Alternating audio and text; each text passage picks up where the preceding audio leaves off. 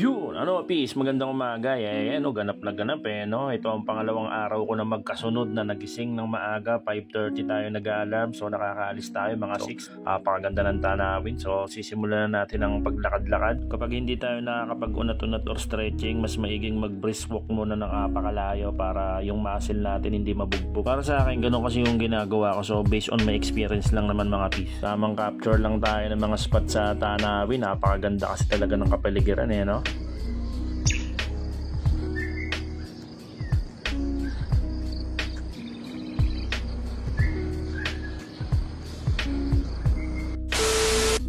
Nakauwi na nga pala tayo mga piso. Almost 2 hours din talaga ang inaano ko, binubuno. So ayan, nag-ready na tayo ng pambaon ni Riven. So mansana, so snacks lang.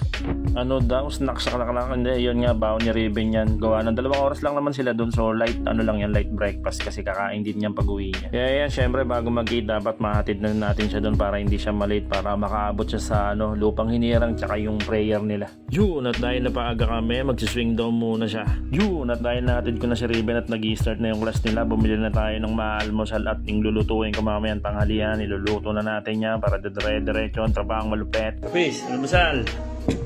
Yun, pansit.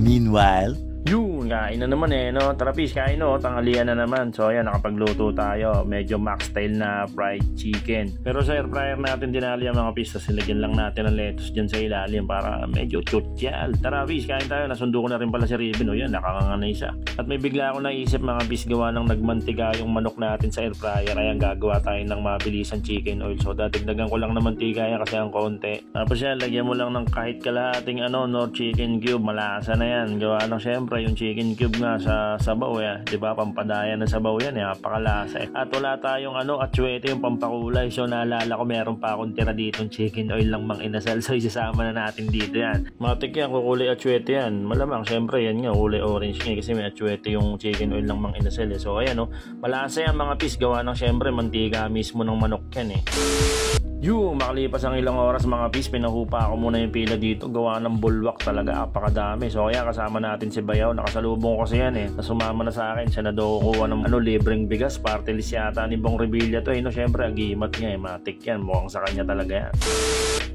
Fast forward mga Pis, andito na tayo sa tindahan. Magtatrabaho na tayo ng malupit at may order nga pala tayo ngayon, large bilao na tokwa sisig at meron din tayong large bilao na crispy dinakdakan. Napaka-solid ng order nila sir mukhang matindi ang ganap nila.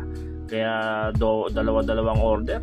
Yan, syempre di-deliver na natin yan kasama natin si Utol. Sinara muna namin saglit yung tindahan. Hindi niya kasi kaya bitbitin to, 2 large bilao to tsaka wala pa kasi siyang box hindi rin kasi kasya doon sa compartment niya. Yan na pala si Sir malupit na customer natin yung mga Pis, pabalik-balik lang ng order sa atin yan. Basta lupitan lang natin ni serbisyo, babalik at babalik yung mga yan. Yun lang naman mga Pis, trabahong malupit tayo palagi, bawal tamad syempre, di ba? Ayos, alright! Kala ko nga bibigyan tayo siya ngayon ni Sir